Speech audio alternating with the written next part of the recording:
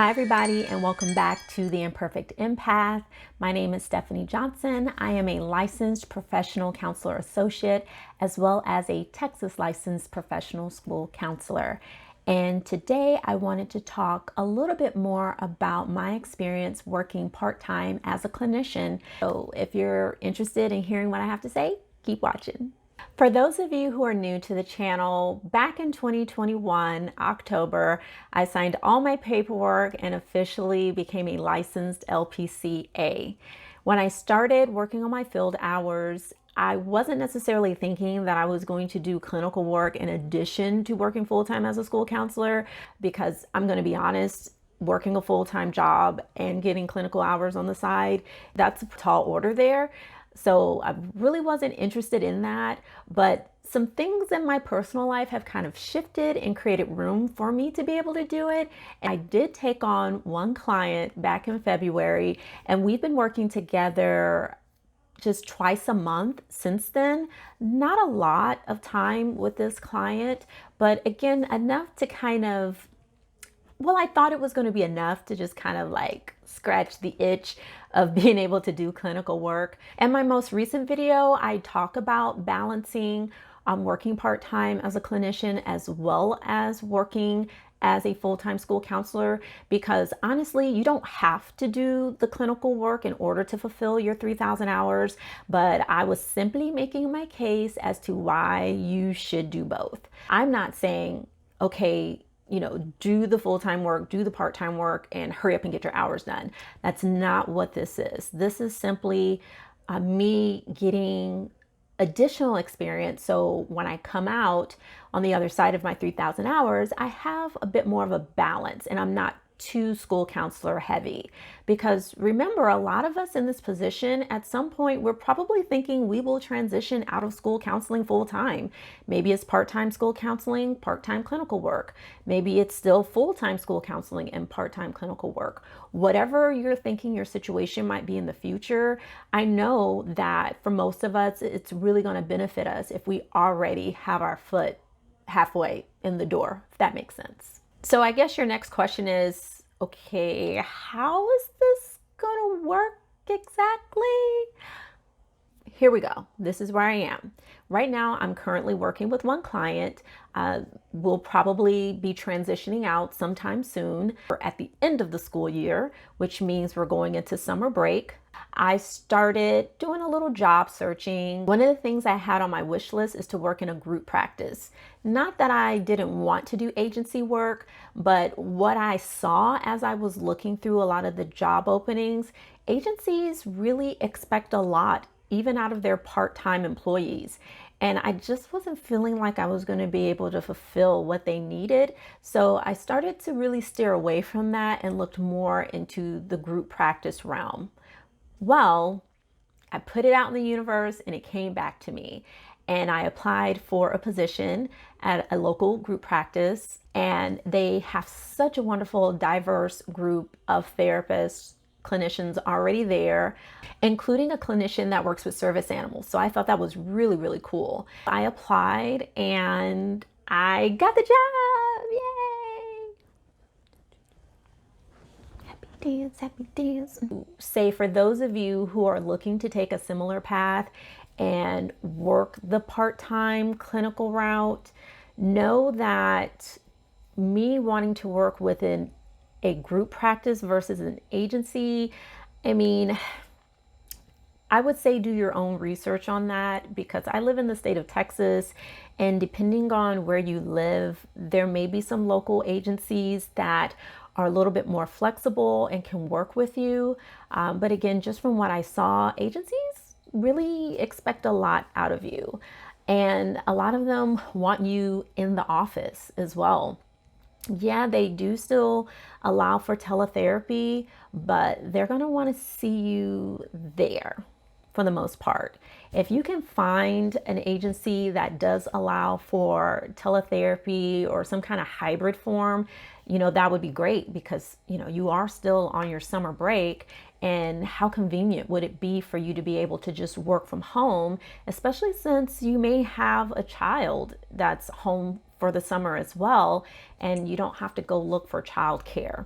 Another option might be to just ask your supervisor if they have any additional clients. If your supervisor is servicing clients directly, ask them, do they have a wait list? Do they have any other clients that you could work with in the meantime?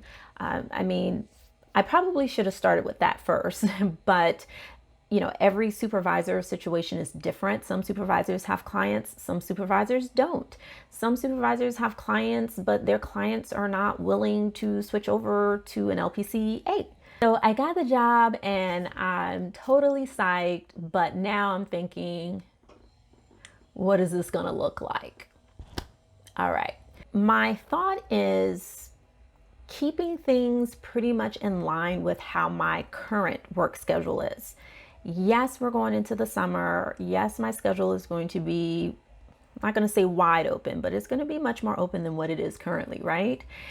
I don't want to use that. I want to stay pretty true to what my schedule will look like when August rolls back around. Usually I'm out of work by 3:30, 4 o'clock, meaning that I can probably take on my first client around 4:30. And the way that my contract works out, I am committed to working 10 hours a week, and that is direct client services. That does not include the time I spend doing documentation. This is 10 hours of direct client work. And yes, you do get paid. Depending on the agency, the group practice, they will have it listed in the contract what your payout would look like. I'm not going to discuss what mine is because that is private information, but just look for it in the fine print. I also need to mention that they have given me the option to do teletherapy as well as work in the office. And the wonderful thing is that this group practice is fairly close to where I live, so I don't have to go very far at all. I love having the hybrid option. While teletherapy is convenient, there is something to be said about being able to meet with your clients in person, being able to look into their eyes directly, read their body language, their posture. It's different. It's different. Some people really appreciate that and others are just fine with teletherapy. I personally, in my own therapy that I get, I enjoy teletherapy. I am not pressed to go back, face to face. So because I have this commitment to the 10 hours, like I was mentioning, if I can start with my first client at 4:30, then that means probably working until 6:30 in the evening, because I'm thinking I would like to see 2 clients Monday through Friday. That way I can have my weekends with my family still. However, there's a possibility that that may not work out. So I may have to double up on the weekend. I may need to consider that. But I don't know. That's the thing that I'm kind of working out still, because weekends are important. During the summer, not as big of a deal, but again, I have to remember that I have to be able to keep this schedule going when August rolls around. So if weekends are important to me now, they are still going to be important to me come August. So I'm going to try the 4:30 to 6:30 schedule Monday through Friday and see how it works out. Because remember, I still have to be able to do notes. I still have to be able to do documentation. And I still need to be able to meet with my supervisor once a week. So what is that going to look like? The other thing for me to keep in mind as well is that when I start working as a part-time LPCA, I am not going to be handed a roster of 10 clients. Right now, I'm still waiting to hear what that's going to look like, what the client intake is going to look like. But I do know that on my starting date, it's not going to be like, okay, you have 10 clients, get to work. And then the other thing to keep in mind is that I'm committed to 10 hours. 10 hours doesn't necessarily mean 10 clients. Some clients may want to visit multiple times in a week, which is perfectly fine. So, just kind of keeping in mind that there are lots of variations of what this could look like.